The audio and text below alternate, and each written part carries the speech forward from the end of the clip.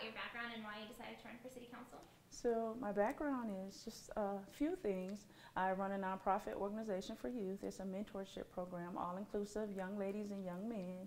I operate a pageant system for girls that look like me. I've been doing that for the last 5 years. I am currently a grad student. I'll be graduating with my master's degree in public administration March the 27th.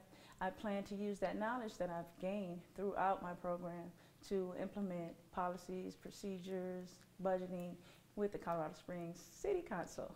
So which issues would be top of mind for you? Homelessness would be number one. Public transportation, that's also an issue, and affordable housing. Those three would be key for me because the growth that we're experiencing here in Colorado Springs is not going to slow down. And right now we just don't have the capacity to sustain the growth that's happening. So I'll be working on some things for that too. What would be your approach to those issues?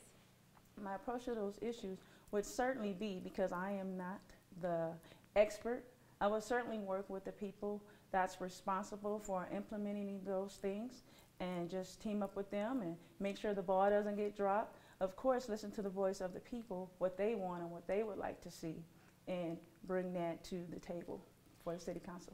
As City Council stands today, what would you do differently than what they're doing? I would be more transparent and be more inclusive with the decision making and put the people of the city first, because it's very important as we go forward making decisions that the people of the city are involved in those decisions that we make. As you know, the at-large seats are supposed to represent the city as a whole, so how do you think you represent the city as a whole?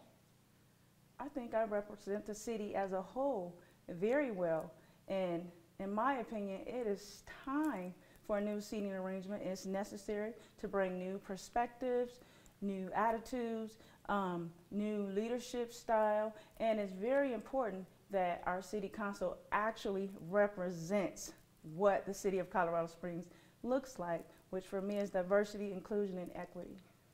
And talk to me about how you think you would apply your experience from your master's to the City Council if you were to be elected.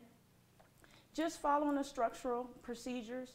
I learned about different, the government, the structure of government. Of course, like I said, the public policy implementation and budget planning is very systematic. It's so many different components with that. And I just believe that the people of the city, sometimes they don't understand and see the big picture because they're on the outside looking in and they want things done when they want them. However, there's a process.